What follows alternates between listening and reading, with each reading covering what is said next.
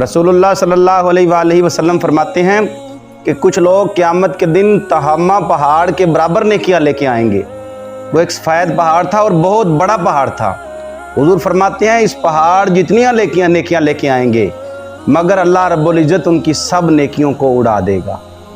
यानी जो दुनिया में वाह वाह की गरज से नेकियां करते हैं अल्लाह रब्बुल इज़्ज़त उनको उनका सिला दुनिया में ही दे देता है।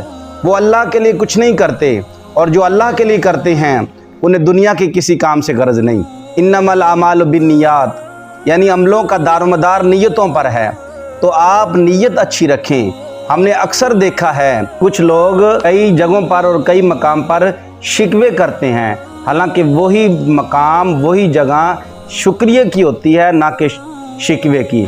और हमें चाहिए कि हमें हर वक्त अल्लाह ताला का शुक्र अदा करना चाहिए और मुस्बत सोचना चाहिए। हमें हर वक्त शिकवे और शिकायत में नहीं जाना चाहिए।